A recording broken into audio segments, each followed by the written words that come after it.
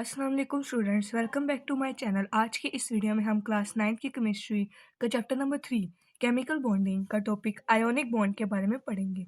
सबसे पहले है टाइप्स ऑफ केमिकल बॉन्ड।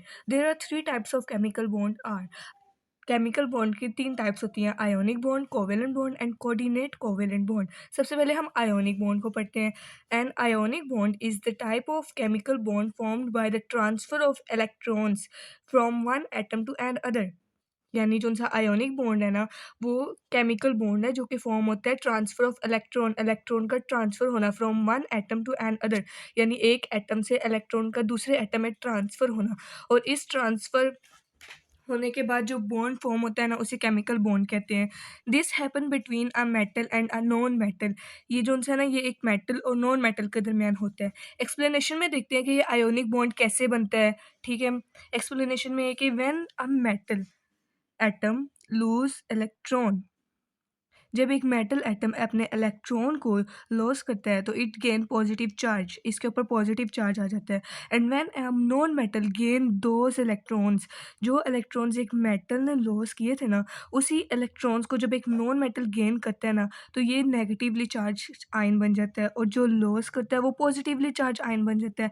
यानी एक मेटल है जो कि इलेक्ट्रॉन को लॉस कर रहा है और उसके ऊपर पॉजिटिव चार्ज आ गया है, और दूसरा है नॉन मेटल, ठीक है, जो कि इलेक्ट्रॉन को गेन कर रहा है। वही इलेक्ट्रॉन जो कि मेटल ने लॉस किए थे उन्हीं को गेन कर रहा है नॉन मेटल, और उसके ऊपर नेगेटिव चार्ज आ रहा है। यानी एक एक पॉजिटिव चार्ज आयन हो जाएगा और एक नेगेटिवली चार्ज आयन हो जाएगा।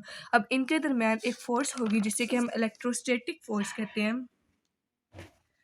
ये देखें, the electrostatic force of attraction between these positively oppositely charge आइन। यानी एक तो पॉजिटिव हो गया और एक नेगेटिव, दोनों के चार्ज उनसे वो ऑपोजिट है। अब ऑपोजिट चार्ज है तो एक दूसरे को अट्रैक्ट करेंगे। इनके दरमियान जो फोर्स ऑफ अट्रैक्शन होगी ना, यानी इलेक्ट्रोस्टैटिक फोर्स ऑफ अट्रैक्शन होगी ना इनके दरमियान, वो इन्हें होल्ड रखेगी टुगेदर, उन्हें एक साथ जोड़े रखेगी, स्ट्रांगली होल्ड रखेगी, और this is called an ionic bond. ये जो उनसी फोर्स है ना, जो उन्हें स्ट्रांगली होल्ड रखती है, यही आयोनिक बॉन्ड बनाने में हेल्पफुल है।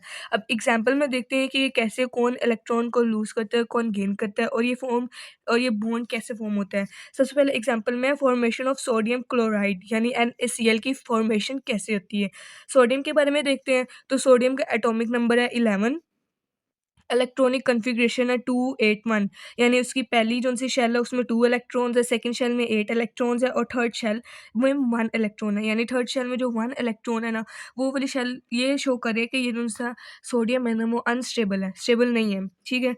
It has 1 electron in its outermost shell, यानी उसकी आउटर मोस्ट शेल में 1 इलेक्ट्रॉन मौजूद है। Sodium loses this 1 electron to achieve a stability, stable configuration. Stability या स्टेबल कॉन्फ़िगरेशन को अटेन करने के लिए या अचीव करने के लिए जो सा सोडियम है ना, ये इस 1 इलेक्ट्रॉन को लूज़ कर देगा।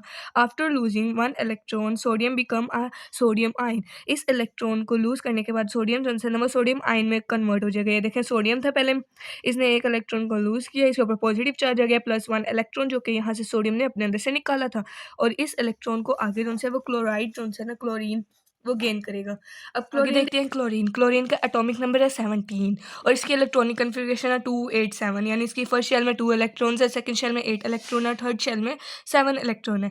ये 7 इलेक्ट्रॉन जो थर्ड शेल में, ये इस चीज़ को शो कर रहे हैं कि जो सा क्लोरीन है ना, ये अनस्टेबल है। यानी ये ऑक्टेट रूल या डुप्लेट रूल या कोई भी रूल ये फॉलो नहीं कर रहा है, ये अनस्टेबल है। इसको स्टेबिलिटी गेन करने के लिए या तो इलेक्ट्रॉन ले गेन करना पड़ेगा या लूज़ करना पड़ेगा। तो इसके आखिरी शेल में ना बहुत ज़्यादा इलेक्ट्रॉन्स है, 7 इलेक्ट्रॉन। इसके लिए ये ज़्यादा बेनिफिशियल होगा कि ये इलेक्ट्रॉन को गेन करे। यानी अगर गेन करेगा तो 1 इलेक्ट्रॉन गेन करेगा, और अगर ये लूज़ करेगा तो इसे 7 इलेक्ट्रॉन लूज़ करने पड़ेंगे। तो इसके लिए ज़्यादा ईज़ीफुल ये रहेगा कि ये 1 इलेक्ट्रॉन को गेन कर ले। It has 7 electron in its outermost shell. इसकी आउटर मोस्ट शेल में 7 इलेक्ट्रॉन्स है। Chlorine gain 1 electron to complete it octet rule and become a chlorine ion. यानी जैसे कि मैंने आपको बताया, इसके लिए गेन करना ज़्यादा ईज़ी है और ज़्यादा इसके लिए बेनिफिशियल भी है। तो इसलिए ये 1 इलेक्ट्रॉन को गेन कर लेगा टू कंप्लीट इट ऑक्टेट। इसके अपने ऑक्टेट को कंप्लीट करने के लिए ये 1 इलेक्ट्रॉन गेन करेगा। वही इलेक्ट्रॉन गेन करेगा जो पीछे सोडियम ने लूज़ किया था। अब क्लोरीन है, वही इलेक्ट्रॉन है जो सोडियम ने लूज़ किया था, उसे गेन करेगा, उसके बाद क्लोरीन आयन हो जाएगा। उसके बाद बॉन्ड फॉर्मेशन कैसे होगा, ठीक है। द ऑपोजिट चार्ज आइन, सोडियम जो कि पॉजिटिव चार्ज आइन है and the chlorine attract each other, chlorine जो नेगेटिव चार्ज आइन है ये एक दूसरे को अट्रैक्ट करेंगे। This electrostatic attraction forms an ionic bond between them. ये जो सी फोर्स ऑफ अट्रैक्शन है ना जो कि पॉजिटिव और नेगेटिव आइंस के दरमियान होगी, इलेक्ट्रोस्टैटिक फोर्स ऑफ अट्रैक्शन, ये जो सी है ना वो आयोनिक बॉन्ड फॉर्म करेगी इनके दरमियान। द कंपाउंड फॉर्म्ड, और after all at the end the compound is formed, that is sodium chloride NaCl। आगे देखते हैं हम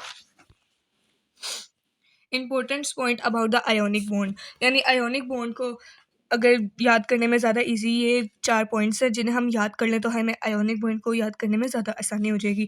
ionic bond occurs due to the transfer of electron, यानी इलेक्ट्रॉन ट्रांसफ़र, इलेक्ट्रॉन को ट्रांसफ़र होने की वजह से, यानी एक इलेक्ट्रॉन गेन करेगा दूसरा लूज़ करेगा, इलेक्ट्रॉन ट्रांसफ़र हुए हैं, जिसने गेन किया है उस जिसने गेन किया है दूसरे ने जो सा लूज़ किया है ना उसी को उधर ट्रांसफ़र हुआ है, यानी एक जिसने लूज़ किया है ना उसका इलेक्ट्रॉन दूसरा जिसने गेन किया है उसकी तरफ ट्रांसफ़र हुआ है, तो इलेक्ट्रॉन ट्रांसफ़र हुआ है, जो इलेक्ट्रॉन ट्रांसफ़र हुआ है ये आयोनिक बॉन्ड की फॉर्मेशन में हेल्पफुल है।